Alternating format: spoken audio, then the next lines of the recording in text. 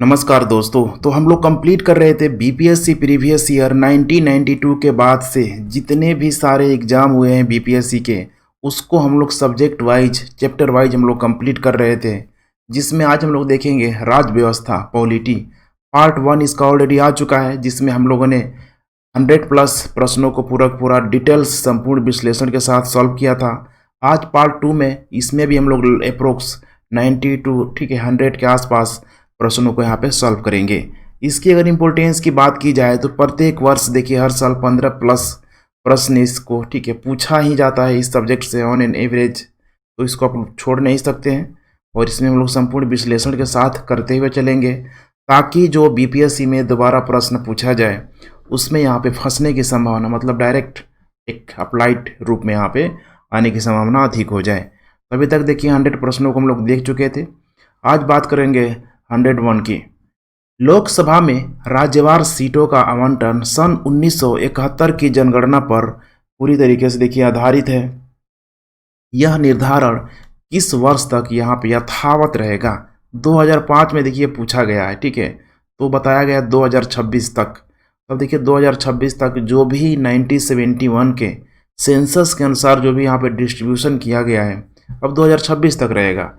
इसके बाद से उसमें कुछ परिवर्तन आएगा।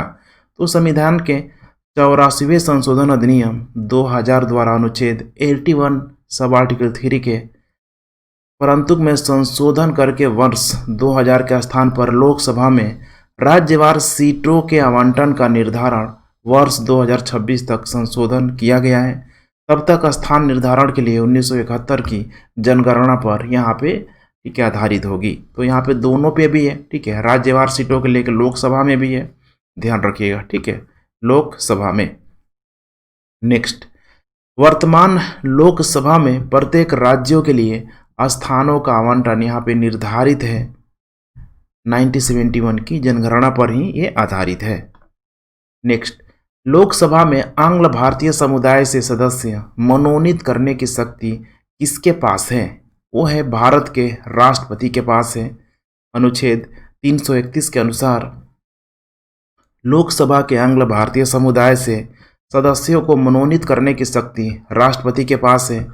राष्ट्रपति अधिकतम, ठीक है, 2 सदस्यों को यहाँ पे नामित कर सकता है। भारतीय संविधान के किस अनुच्छेद के अंतर्गत लोकसभा में अनुसूचित जातियों के आरक्षण का यहाँ पे प्रावधान किया गया था? वो है यहाँ पे आर्टिकल 330 के अनुसार किया गया है। भारतीय संविधान के अनुच्छेद 330(1) का क के तहत लोकसभा में अनुसूचित जातियों के लिए आरक्षण का प्रावधान किया गया है। वहीं अनुच्छेद 330(1) का यहाँ पे देखिए ख है, यहाँ पे असम के स्वशासी जिलों की अनुसूचित जनजातियों को छोड़कर अन्य जनजातियों के लिए किया गया है। असम की बात करें यहाँ पे, ठीक है, तो इसमें असम के स्वशासी जिले की अनुसूचियों के लिए लोकसभा में पूरे की पूरी देखिए आरक्षण की यहाँ पे व्यवस्था की गई है। तो ग है यहाँ पे आर्टिकल उसी का है, ग है, ठीक है। इसके अतिरिक्त 331 में लोकसभा में आंग्ल भारतीय समुदाय के प्रतिनिधित्व का, अनुच्छेद 332 में राज्य की विधानसभाओं में अनुसूचित जातियों और अनुसूचित जनजातियों के आरक्षण का, तथा अनुच्छेद 333 में राज्य की विधानसभाओं में आंग्ल भारतीय समुदाय के प्रतिनिधित्व का भी उल्लेख है। नेक्स्ट, लोकसभा को कार्यकाल पूरा होने के पहले भंग किया जा सकता है कब? प्रधानमंत्री की सिफारिश पर राष्ट्रपति के द्वारा, वही मैं बोलने जा रहा था कि राष्ट्रपति के द्वारा किया जा सकता है, बशर्ते कि उसको सलाह लेना पड़ेगा, ठीक है, प्रधानमंत्री की या फिर प्रधानमंत्री की सिफारिश पर। तो अनुच्छेद 85(2) का ख के अनुसार लोकसभा को कार्यकाल पूरा होने से पहले भंग किया जा सकता है। ऐसा प्रधानमंत्री की सिफारिश पर राष्ट्रपति द्वारा किया जाता है। नेक्स्ट, लोकसभा को उसके कार्यकाल की समाप्ति के पूर्व ही भंग किया जा सकता है राष्ट्रपति द्वारा, देखिए, मंत्री परिषद की सलाह पे। अब इसी को अलग अलग, ठीक है, पैटर्न पे रिपीट करके हुए ये सारे क्वेश्चन के, ठीक है, पूछा जा रहा है। नेक्स्ट, लोकसभा के कम से कम कितने सत्र यहाँ पे बुलाए जा सकते हैं? कम से कम यहाँ पे मिनिमम, माने वर्ष में 2 बार तो यहाँ पे एकदम तय है। आर्टिकल 85(1) के अनुसार लोकसभा की एक सत्र की अंतिम बैठक और आगामी सत्र की प्रथम बैठक के बीच 6 मास से अधिक का अंतर नहीं होगा। इस प्रकार कम से कम 2 वर्ष, ठीक है, माने वर्ष में 2 बार सत्र बुलाया जाएगा ही जाएगा। नेक्स्ट, कौन सा राज्य सबसे अधिक प्रतिनिधि लोकसभा में भेजता है? वो है उत्तर प्रदेश, सबसे बड़ा स्टेट भी है। क्रम से दिखाया गया उत्तर प्रदेश में अभी 80 है, पश्चिम बंगाल में 42, बिहार में 40 है, मध्य प्रदेश में 29। जहां तक लोकसभा में प्रतिनिधित्व का प्रश्न है, कौन से राज्य दूसरे तथा तीसरे दर्जे पर यहाँ पे है?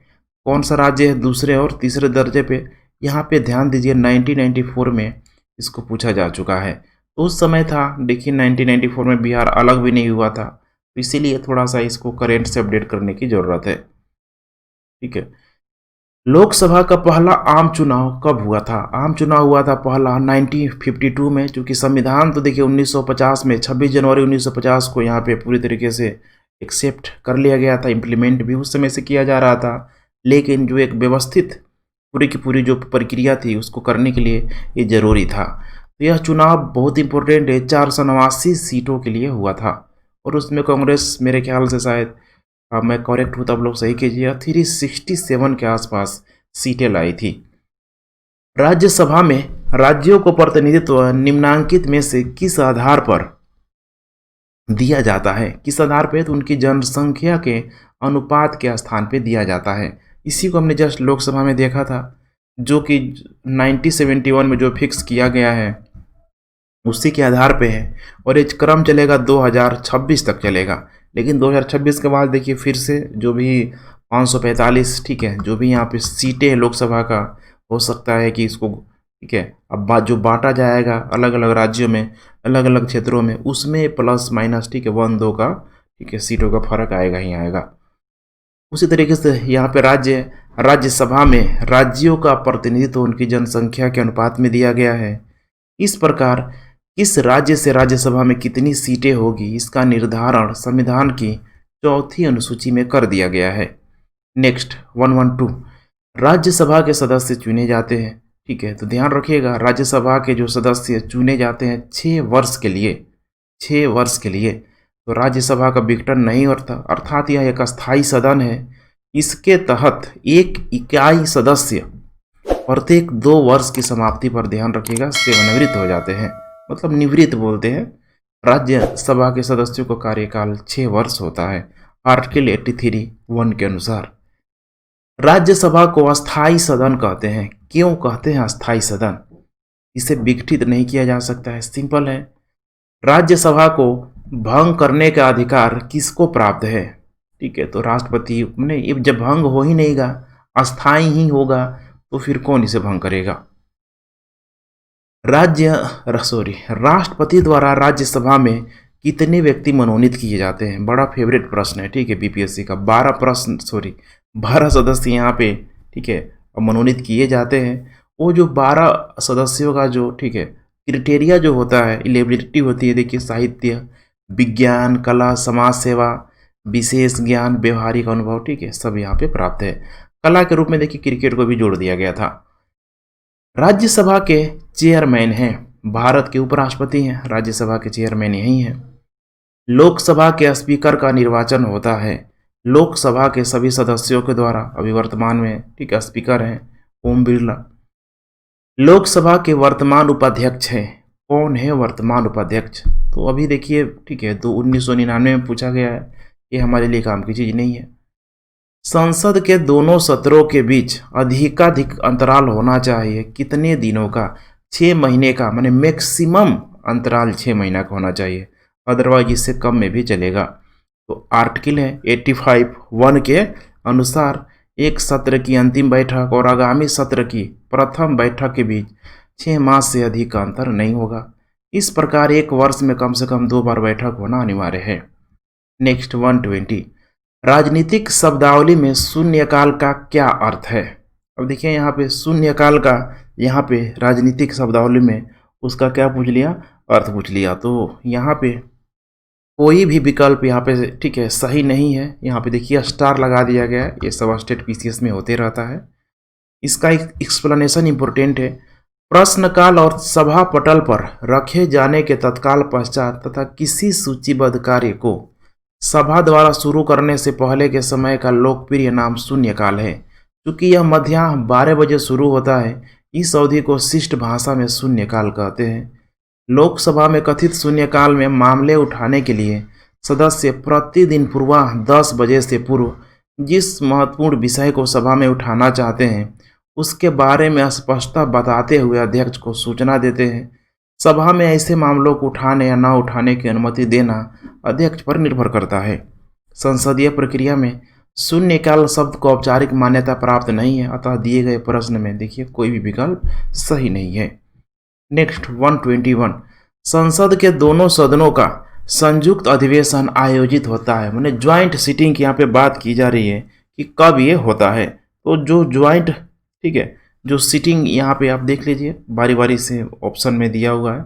भारत के राष्ट्रपति के निर्वाचन के लिए, भारत के उपराष्ट्रपति के निर्वाचन के लिए, संविधान में संशोधन से संबंधित विधेयक को पारित करने के लिए, या फिर एक ऐसे विधेयक पर विचार करने और उसे पारित करने के लिए जिस पर दोनों ही सदनों में सहमति हो। तो देखिए चौथा जो स्टेटमेंट है आप लोगों ने पढ़ा होगा ज्वाइंट सीटिंग को लेके, तो बहुत ही, ठीक है, क्लियर हो रहा होगा कि कोई भी विधेयक पे जब काफ़ी कंट्रोवर्सी हो जाती है लोकसभा राज्यसभा में तो फिर ज्वाइंट सीटिंग यहाँ पे बैठा दिया जाता है। तो काफ़ी इंपॉर्टेंट है। करेक्ट उत्तर हो जाएगा 4, केवल 4। देखिए भारतीय राजनीतिक व्यवस्था में इनमें से कौन यहाँ पे सर्वोच्च है? सबसे ऊपर कौन है? संविधान। हमेशा संविधान को ऊपर रखना है, लेकिन अगर जनता दे दे, ठीक है, तो जनता को ऊपर रखना है। दिल्ली है, क्या है? एक केंद्र शासित प्रदेश के रूप में है, ठीक है, तो दिल्ली एक केंद्र शासित प्रदेश के रूप में मौजूद है, लेकिन एक्सेप्शन है वह यहाँ पे, ठीक है, मुख्यमंत्री को भी लोगों के द्वारा चुनने का अधिकार दिया गया है। सिक्किम भारत का एक राज्य बनाया गया था। कब बनाया गया था? 35वें संशोधन के अंतर्गत। उस समय 1992-93 में पूछा गया है। 35वें संविधान संशोधन 1974 के द्वारा सिक्किम को भारत में संयुक्त राज्य के रूप में शामिल किया गया था। 36वें संविधान संशोधन 1975 द्वारा सिक्किम को 22वां राज्य का दर्जा भी प्रदान किया गया था। बिहार को काटकर एक पृथक, ठीक है, वनांचल, माने वनांचल, समझ रहे हैं ना, वनांचल राज्य का, ठीक है, अब बनना यहाँ पे संभव है। देखिए 1999 में पूछा गया, ठीक है, उसके जस्ट इसके बाद आज़ाद हुआ था, काफ़ी यहाँ पे चल रहा था। राज्य विधानसभा में राज्यपाल संवैधानिक ऐसा कुछ भी नहीं है, सिंपल है, सिंपल मेजोरिटी से लोकसभा में लोग, ठीक है, उस पर पारित कर दे। संविधान समीक्षा आयोग जिसे फरवरी 2000 में गठित किया गया था, उसके जो अध्यक्ष थे, ये इंपॉर्टेंट हो सकता है, पूछा जा सकता है। देखिए 2000 में किया गया था, उस समय किसको किया गया था? MN वेंकटचलैया को किया गया था। भारत के सर्वोच्च न्यायालय की स्थापना हुई थी, ठीक है, भारतीय संविधान के द्वारा। आप देखिए यहाँ पे टाइम भी दिया है, ठीक है, तो सिंपल यहाँ पे है, यहाँ पे भारत के, ठीक है, माने भारतीय संविधान के द्वारा भारत के सर्वोच्च न्यायालय की स्थापना संविधान के अनुच्छेद 124 द्वारा हुई है। वर्ष 2008 में दी गई वृद्धि के पश्चात उच्चतम न्यायालय माने एक मुख्य न्यायाधीश और 3 अन्य न्यायाधीशों से मिलकर बना है। भारतीय सर्वोच्च न्यायालय में न्यायाधीशों की नियुक्ति कौन करता है? राष्ट्रपति करता है। देखिए मुख्य न्यायाधीश नहीं दिया है, ध्यान रखिएगा, क्वेश्चन को ध्यान से पढ़िएगा। चीफ जस्टिस ऑफ इंडिया नहीं दिया है, ठीक है, सीधे न्यायाधीश दे दिया है। भारतीय संविधान के अनुच्छेद 124(2) के अनुसार राष्ट्रपति सर्वोच्च न्यायालय के प्रत्येक न्यायाधीश को नियुक्त करता है। कॉलेजियम सिस्टम की अनुशंसा पर सर्वोच्च न्यायालय तथा उच्च न्यायालयों के न्यायाधीशों की नियुक्ति होती है। अब ये जो कॉलेजियम सिस्टम है बड़ी ही कंट्रोवर्सी में रहा, अभी तक भी मैंने विधायिका को लेकर, कार्यपालिका को लेकर, इन दोनों के बीच जो, ठीक है, जो समस्याएं हैं उनकी पूरी नहीं हुई है, उसको सॉल्व भी नहीं किया जा रहा है। काफ़ी डिबेटेबल टॉपिक है, बार बार आते रहता है। भारत के सर्वोच्च न्यायालय की स्वीकृत क्षमता क्या है? अब इसमें अभी हम लोगों ने देखा था स्वीकृत क्षमता यहाँ पे दे दिया। अभी अथॉरिटी हम लोगों ने देखा हुआ था जस्ट पहले, वैसा कोई ऑप्शन भी नहीं है। देखिए यहाँ पे अनुच्छेद 124 में न्यायाधीशों की संख्या का उल्लेख है। जब संविधान प्रारंभ हुआ तब उच्चतम न्यायालय में न्यायाधीशों की संख्या मुख्य न्यायमूर्ति के अतिरिक्त 7 थी। संसद ने उच्चतम न्यायालय न्यायाधीश संख्या 1956 में अधिनियमित करके इस संख्या को 10 कर दिया। 1960 में बढ़ाकर 13, 1917 में 17 और 1986 में 25 तथा 2008 में 30 कर दिया। तो यही है 2000, ठीक है, 30 2008 में किया गया था। नेक्स्ट, उच्चतम न्यायालय के न्यायाधीशों की संख्या की वृद्धि करने की शक्ति किसके पास है? संसद के पास है, इसे ध्यान रखिएगा, ठीक है, 124 के अनुसार। सर्वोच्च न्यायालय के न्यायाधीशों की सेवानिवृत्ति की उम्र यहाँ पे क्या है? कितनी उम्र है सेवानिवृत्ति की? वो है 65 वर्ष किया गया है, ठीक है। सर्वोच्च न्यायालय का न्यायाधीश अपने पद से त्याग पत्र किसको लिखकर यहाँ पे दे सकता है? राष्ट्रपति को, ठीक है, अपना त्याग पत्र लिख के दे सकता है। 2018 में पूछा भी गया है। एक्सप्लेनेशन देखिए, सर्वोच्च न्यायालय का न्यायाधीश अपने पद से त्याग पत्र राष्ट्रपति को लिखकर दे सकता है। इसके अतिरिक्त संसद की सिफारिश पर राष्ट्रपति द्वारा उसे पद से हटाया जा सकता है। उल्लेखनीय है कि भारतीय संविधान के भाग 4 में अनुच्छेद 124 से लेकर 1947 तक उच्चतम न्यायालय के गठन, स्वतंत्रता, शक्तियां, प्रक्रिया एवं न्याय क्षेत्र का उल्लेख है। नेक्स्ट, न्यायिक पुनर्विलेखन का अर्थ है कि सर्वोच्च न्यायालय क्या है? तो सर्वोच्च न्यायालय किसी भी राज्य के कानून को अवैध घोषित कर सकती है। इसीलिए देखते हैं कितने बार रिजर्वेशन की बात आती है तो राज्यों में, ठीक है, लागू होता है, लेकिन सुप्रीम कोर्ट उसको, ठीक है, निष्कासित कर देता है। कितने बार ऐसा हो चुका है, जाट आंदोलन को लेके भी हो सका है, ठीक है। न्यायिक पुनर्विलोकन का अर्थ है कि सर्वोच्च न्यायालय किसी भी राज्य केंद्र के कानून को अवैध घोषित कर सकता है। यदि केंद्र या किसी राज्य के द्वारा बनाए गए कानून संवैधानिक प्रावधानों का उल्लंघन करता है तो सर्वोच्च न्यायालय उन्हें शून्य घोषित कर सकता है। न्यायालय की यह अधिकारिता न्यायिक पुनर्विलोकन कहलाती है। किस राज्य का राज्यपाल यहाँ पे नियुक्त किया जाता है? अब किस राज्य का, ठीक है, राज्यपाल नियुक्त किया जाता है किसके द्वारा? ठीक है, बिल्कुल सिंपल है, ठीक है, राष्ट्रपति के द्वारा। कार्यपालिका का सब पार्ट है। इसमें कुछ आर्टिकल दिया है। संविधान के भाग 6 के अनुच्छेद 153 से लेके 167 तक जो भी आर्टिकल है, इसी में राज्य की कार्यपालिकाओं का वर्णन किया गया है। राज्य कार्यपालिकाओं में राज्यपाल, मुख्यमंत्री, मंत्रिपरिषद और राज्य के महाधिवक्ता सम्मिलित होते हैं। राज्यपाल राष्ट्रपति के प्रसाद पर्यंत पद धारण करता है। इसके अलावा वह कभी भी राष्ट्रपति को संबोधित कर अपना त्याग पत्र दे सकता है। नेक्स्ट, राज्य सरकार का कार्यकारी अध्यक्ष, संवैधानिक प्रमुख कौन है यहाँ पे? वो है यहाँ पे राज्यपाल, संविधान के अनुच्छेद 154(1) के अनुसार। नेक्स्ट, 136, भारतीय संविधान के अनुसार राज्यों की विधायिका में यहाँ पे जो सम्मिलित हैं, कौन सम्मिलित है इसको आप लोग ध्यान से देखिए। विधान परिषद एवं राज्यपाल, ठीक है, विधान परिषद एवं राज्यपाल, यहाँ पे नाम किसका दे दिया है? राज्यपाल का यहाँ पे नाम दे दिया गया है, तो इसे आप लोग ध्यान से देखिएगा, ठीक है। सम्मिलित नहीं है। विधानसभा एवं विधान परिषद, देखिए ये भी दोनों आ जा रहा है। विधानसभा एवं राज्यपाल, ये भी दोनों आ जा रहा है। अब चौथा ऑप्शन देखिए, राज्यपाल, विधानसभा एवं विधान परिषद, जहां इसका अस्तित्व है, ये अब बिल्कुल करेक्ट हो जाएगा। इसीलिए करेक्ट उत्तर हो जाएगा हमारा 4। देख पा रहे हैं, केवल और क्या है? 4 है। तो अनुच्छेद 168 के अनुसार राज्यों की विधायिका में शामिल है राज्यपाल, विधानसभा, ठीक है, विधान परिषद, तो सब है यहाँ पे, लेकिन ऊपर के ऑप्शन में पूरा संपूर्ण नहीं दे रहा था, चौथा में दे दिया। नेक्स्ट, भारत में राज्य विधान पालिकाओं में स्टेट लेजिस्लेटिव का उच्च सदन कौन सा है? ये हो जाएगा विधान पालिका परिषद, ठीक है, उत्तर हो जाएगा ए। अनुच्छेद 168 के अनुसार राज्य की विधान पालिका एक सदनीय या द्विसदनीय होगी। द्विसदनीय विधानमंडल की स्थिति में विधान पालिका परिषद उच्च सदन होगा और विधानसभा यहाँ पे निम्न सदन। नेक्स्ट, 138, किस राज्य में विधान परिषद की संरचना अथवा विघटन किया जा सकता है? ठीक है, तो किस राज्य में विधान परिषद की संरचना अथवा विघटन किया जा सकता है? वो होगा यहाँ पे केंद्रीय संसद के द्वारा, जब चाहे कर सकती है, ठीक है। अनुच्छेद 161 के अनुसार किसी राज्य में विधान परिषद की संरचना या विघटन का अधिकार संसद को है।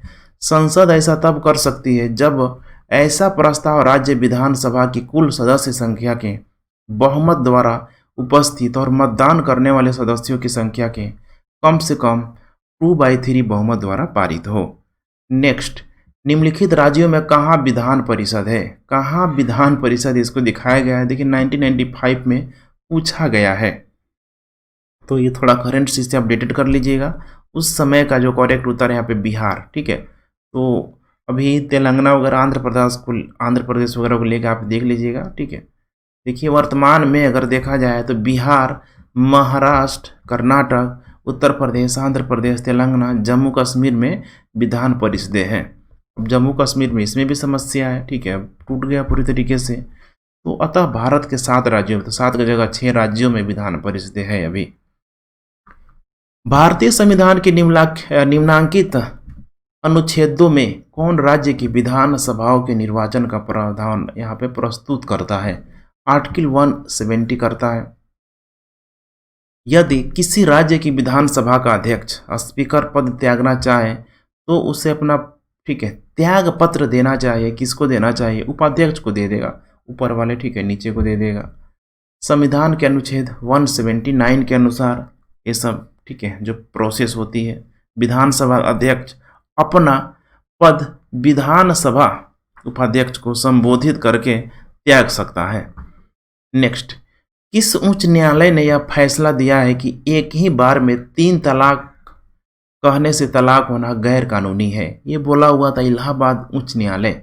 इलाहाबाद उच्च न्यायालय ने रहमतुल्लाह बनाम स्टेट ऑफ यूपी यहाँ पे 1994 के मामले में यह निर्णय दिया था कि यदि विधि के उपबंधों को विफल करने के उद्देश्य से 3 बार तलाक कहकर लिया जाता है तो ऐसा तलाक गैर कानूनी होगा।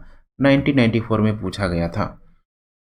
निम्नलिखित उच्च न्यायालयों में से कौन एक से अधिक राज्य केंद्र शासित प्रदेश के लिए है? अब देखिए यहाँ पे इलाहाबाद, गुवाहाटी, दिल्ली, यहाँ पे मुंबई दिया है। अब ध्यान से पढ़िए, निम्नलिखित उच्च न्यायालयों में कौन एक से अधिक राज्य केंद्र शासित प्रदेश के लिए है? तो सी और डी यहाँ पे दिया है, गुवाहाटी दिया है और दूसरा यहाँ पे दिया है दिल्ली दिया है। एक्सप्लेनेशन देखिए, गुवाहाटी उच्च न्यायालय के एक से अधिक राज्यों के लिए है। इसकी क्षेत्रकारिता असम, नागालैंड, मिजोरम और अरुणाचल प्रदेश तथा, ठीक है, अरुणाचल प्रदेश तक है। मुंबई की बात करें तो इसका जो न्यायालय का क्षेत्राधिकार महाराष्ट्र, दादर एवं नगर हवेली, गोवा तथा दमन व दीव है। अब ये 2 ही नहीं है, गुवाहाटी और दिल्ली ही नहीं है, और भी क्षेत्र यहाँ पे, ठीक है, दिल्ली की जगह मैंने मुंबई करना था, ठीक है, तो दिल्ली और, ठीक है, गुवाहाटी और, ठीक है, मुंबई, तो मुंबई की जगह सब करना था। और भी है, ठीक है, जैसे कि यहाँ अगर हम लोग बात करें हरियाणा की बात करें, पंजाब की बात करें। नेक्स्ट, बाबरी मस्जिद राम जन्मभूमि का विवाद जो इलाहाबाद उच्च न्यायालय के समक्ष है, ये प्रकार है, किसका प्रकार है? तो स्वतःअधिकार मुकदमा, टाइटल स्वीट, देखिए बहुत, ठीक है, उस समय का जो ज्वलंत मुद्दा है अब तो सॉल्व हो चुका है, तो ध्यान रखिएगा, ये मेरे ख्याल से इतना इम्पोर्टेंट नहीं है। भारतीय संविधान का कौन सा अनुच्छेद संवैधानिक प्रावधानों की संघीय संसद राज्य विधान पालिकाओं द्वारा बनाए गए नियमों कानूनों पर प्राथमिकता प्रदान करता है? वो है यहाँ पे आर्टिकल, ठीक है, यहाँ, ठीक है, आर्टिकल यहाँ पे 13 हो जाएगा, ध्यान रखिएगा, ठीक है। कौन सा अनुच्छेद कह रहा है? तो अनुच्छेद 13 में यह प्रावधान किया गया है कि संघ व राज्य का कोई ऐसा कानून नहीं बनाएंगे जो भाग 3 में प्रदत्त मौलिक अधिकारों को छीनती या न्यूनतम करती हो। यदि कोई कानून मौलिक अधिकारों के उल्लंघन में बनाया गया है तो वह कानून उल्लंघन की मात्रा तक शून्य होगी। अनुच्छेद 32, ठीक है, संवैधानिक उपचार, ये सब बताया गया है अनुच्छेद 32 में। अनुच्छेद 245 केंद्र व राज्य के मध्य संवैधानिक शक्तियों का विस्तार। अनुच्छेद 326 में लोकसभा व विधानसभा का निर्वाचक वयस्क मताधिकार के आधार पर होना चाहिए। नेक्स्ट, निम्नलिखित में से कौन सा विषय समवर्ती सूची में है? अब समवर्ती सूची को लेके यहाँ पे शिक्षा है, अब घटते बढ़ते रहता है, ध्यान रखिएगा, ठीक है, करेंट का अपडेटेड पूरा इसे अपडेट करके जाइएगा आप लोग। नेक्स्ट है यहाँ पे, निम्न में से किस अनुच्छेद के अंतर्गत वित्त आयोग का, किसका? वित्त आयोग का यहाँ पे गठन किया गया था, मैंने प्रावधान किया गया था, वो है यहाँ पे अनुच्छेद 280। केंद्र एवं राज्य के मध्य कर राजस्व के वितरण पर सिफारिश देने के लिए संविधान के अनुच्छेद 280 के तहत राष्ट्रपति द्वारा वित्त आयोग का गठन किया जाता है। नेक्स्ट 148, भारत में संघीय वित्त आयोग संबंध रखता है, राज्य एवं केंद्रों के बीच वित्त से रखता है। योजना आयोग की स्थापना कब हुई थी? ये हुई थी 15 मार्च 1950 को हुई थी। वित्त आयोग के विपरीत योजना आयोग एक संविधानोत्तर संस्था है जिसका संविधान में कोई उल्लेख नहीं था। इसका गठन केंद्रीय मंत्रिमंडल के एक संकल्प द्वारा 15 मार्च 1950 को किया गया था। प्रधानमंत्री इसका पदेनाध्यक्ष होता था। इसका मुख्य कार्य केंद्र की पंचवर्षीय योजना तथा राज्यों की वार्षिक योजनाओं के संबंध में सलाह देना था। 1 जनवरी 2015 से इसके स्थान पर नीति आयोग का गठन किया गया। नेक्स्ट, उस राजनीतिक दल का नाम बताइए जो मिली जुली केंद्रीय सरकार का हिस्सा नहीं है लेकिन जिसका सदस्य 13वीं लोकसभा का स्पीकर चुना गया था। तेलुगु देशम पार्टी का ध्यान रखिएगा, ठीक है। बीपीएससी पुराने प्रश्न है, उतना इम्पोर्टेंट नहीं है। भारत के विभिन्न राजनीतिक दलों को राष्ट्रीय या क्षेत्रीय दल का दर्जा देने का अधिकार किसको है? अभी इम्पोर्टेंट हो जा रहा है, ये है चुनाव आयोग को, election commission of India. Bharat के राजनीतिक दलों के संबंध में निम्नलिखित कथनों पर विचार करना है।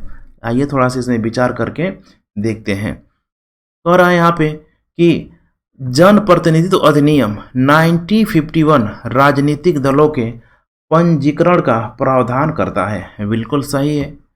राजनीतिक दलों का पंजीकरण निर्वाचन आयोग करता है। बिल्कुल सही है। राष्ट्रीय स्तर का राजनीतिक दल वह है जिसे 4 या अधिक राज्यों में मान्यता प्राप्त है। बिल्कुल सही है। नेक्स्ट, 1999 के आम चुनाव में निर्वाचन आयोग द्वारा मान्यता प्राप्त 6 राष्ट्रीय और 48 राज्य स्तरीय दल थे। ठीक है, तो ये भी सही है। ठीक है, ये चूंकि बहुत पहले पूछा गया था, इसका करेक्ट उत्तर हो जाएगा 1, 2, 3 और 4। ठीक है, 2001 में देखिए पूछा गया है। निम्न में से किस वर्ष सरकारी आयोग जिसे केंद्र राज्य संबंध में परिवर्तन की संस्तुति का अधिकार दिया गया था अपना प्रतिवेदन जमा किया था? किस वर्ष? 1987 में ये हुआ था। ठीक है, तो सरकारी आयोग जिसे केंद्र राज्य संबंधों की समीक्षा के लिए यहाँ पे गठित किया गया था, इसने 27 अक्टूबर 1987 को आधिकारिक तौर पर अपना प्रतिवेदन जमा किया था।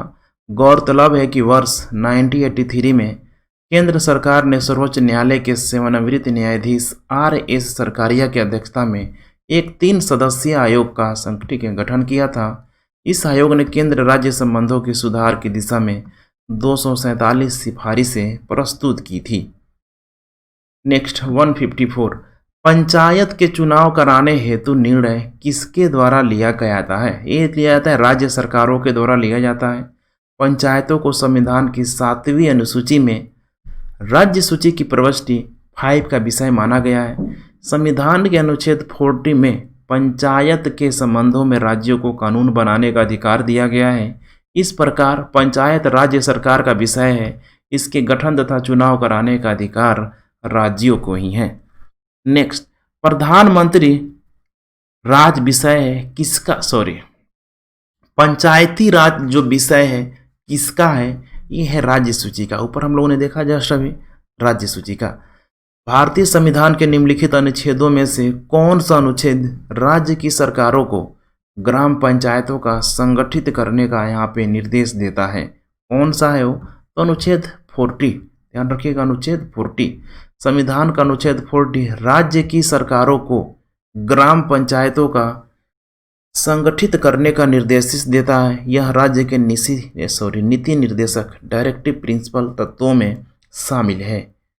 नेक्स्ट, निम्न में से कौन सा अनुच्छेद पंचायत के गठन के लिए राज्य सरकारों को निर्देश देता है? वो है यहाँ पे अनुच्छेद 40। नेक्स्ट, सरकार की पंचायती राज प्रणाली की प्रमुख विशेषताएं क्या है? ठीक है, तो पंचायती राज की प्रणाली देखिए इसमें दिया है कि ठीक है, सरकार की 3 श्रेणियां होती है। बिल्कुल सही हो जाएगा। लक्ष्य गांवों को सामाजिक आर्थिक न्याय प्रदान करना, सही है। जिला परिषद में इसके सदस्य के रूप में कुछ सांसद भी होते हैं, बिल्कुल सही है। इसीलिए इनमें सारा ठीक है जो भी दिया हुआ है यहाँ पे ऊपर स्टेटमेंट सब सही है।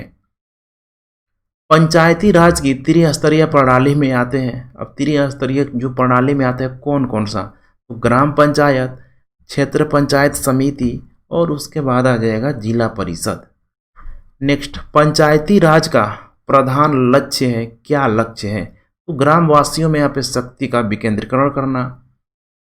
पंचायती राज का प्रधान लक्ष्य है ग्रामवासियों में शक्ति का विकेंद्रीकरण करना है, जिससे वे अपनी आवश्यकताओं के अनुरूप नीतियां बना सकें एवं उसको इम्प्लीमेंटेशन भी कर सकें। सफलतापूर्वक कार्य हेतु पंचायती राज को पूरे सहयोग की जरूरत पड़ती है, स्थानीय जनता की जरूरत पड़ती है। पंचायती राज को सफलतापूर्वक कार्य करने के लिए स्थानीय जनता के पूर्ण सहयोग की आवश्यकता होती है। बिना जन भागीदारी के पंचायती राज का स्वप्न साकार नहीं हो सकता है। नेक्स्ट 162, भारत में पंचायती राज प्रतिनिधित्व करता है, किसका प्रतिनिधित्व करता है? तो शक्तियों का विकेंद्रीकरण है, लोगों की यहाँ पे प्रत्यक्ष हिस्सेदारी भी है, सामुदायिक विकास भी है, ये सभी हो जाएगा। पंचायती राज को डैश डैश के अंतर्गत स्वशासन की इकाई के रूप में संगठित किया गया है। तो 73वें संशोधन के ठीक है बाद ही इसको रखा गया है, वही बलवंत राय मेहता के अनुशंसा पे। जिस समिति की सिफारिश पर भारत में पंचायती राज की स्थापना की गई उसका अध्यक्ष यहाँ पे कौन है? बलवंत राय मेहता। काफी इंपोर्टेंट है, देखिए कितने बार पूछा जा चुका है। भारत में पंचायती राज की अनुशंसा के लिए बनी समिति के यहाँ पे अध्यक्ष थे बलवंत राय मेहता। भारत में पंचायती राज व्यवस्था सर्वप्रथम राजस्थान और कहाँ पे प्रारंभ की गई थी? आंध्र प्रदेश। तो राजस्थान और आंध्र प्रदेश में। संविधान के अनुच्छेद 40 में राज्य को पंचायतों के गठन का निर्देशन दिया गया है। 1957 में बलवंत राय मेहता समिति ने त्रिस्तरीय पंचायतों के गठन की सिफारिश की।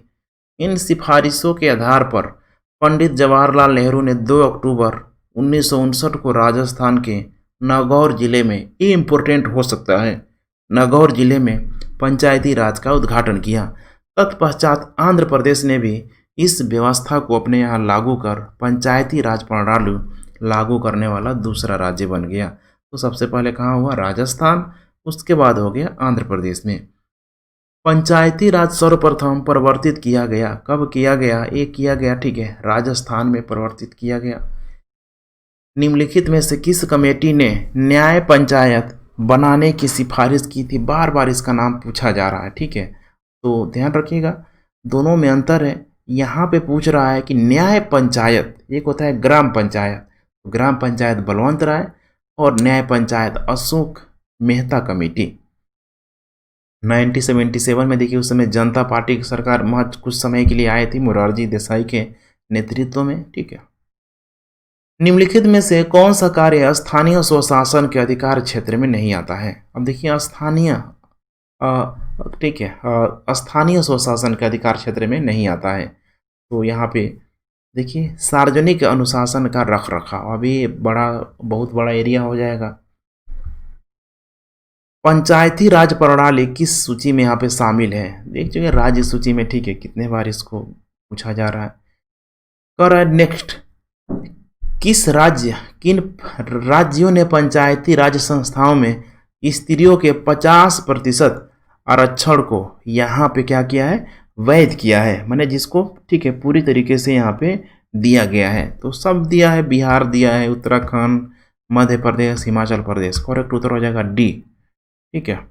इसके अलावा और भी है बिहार, उत्तराखंड, हिमाचल प्रदेश, मध्य प्रदेश। इसके अलावा देखिए आप आंध्र प्रदेश, केरला, छत्तीसगढ़, झारखंड, महाराष्ट्र, उड़ीसा, राजस्थान, कर्नाटक, पंजाब, सिक्किम, तमिलनाडु, तेलंगाना, पश्चिम बंगाल, त्रिपुरा, ठीक है, सब जगह यहाँ पे दिया ही गया है। किन राज्य सरकारों ने 2010 तक स्थानीय निकायों में, कहाँ पे? स्थानीय निकायों में महिलाओं का आरक्षण 50% कर दिया है? बी हो जाएगा बिहार, मध्य प्रदेश और हिमाचल प्रदेश। नेक्स्ट, किस संवैधानिक संशोधनों के द्वारा पंचायती राज संस्थाओं को संवैधानिक स्तर प्राप्त हुआ है? तो हुआ है 73वां संशोधन के जरिए किया गया है 1992 के द्वारा पंचायती राज। संविधान का 73वां संशोधन संबंधित है, अभी देखें हम लोग पंचायती राज प्रणाली से संबंधित है। भारत में इनमें से कौन सा विषय पंचायती राज संस्थाओं की शक्तियों के अंतर्गत नहीं आता है? वो है जुडिशियल रिव्यू, न्यायिक पुनर्विवेचन, ठीक है। न्यायिक पुनर्विवेचन पंचायती राज संस्थाओं की शक्तियों के अंतर्गत नहीं आता है, यह सर्वोच्च न्यायालय की शक्ति है। भारतीय संविधान में संशोधन के लिए विधेयक लाया जा सकता है कब? या तो लोकसभा या तो राज्यसभा में। भारतीय संविधान के लिए प्रथम संशोधन विधेयक लाया गया था, कब लाया गया था? देखिए, जस्ट संविधान बनने के बाद, ठीक है, 1951 में लाया गया है। तो इसमें संशोधन के द्वारा आर्टिकल 15(1), 91 का 6, 92, 31, 85, 87, 174, 176, 341, 342 एवं 343 में संशोधन किया गया था। पहला ही, ठीक है, संविधान संशोधन में, जो कि 1951 में लाया गया था।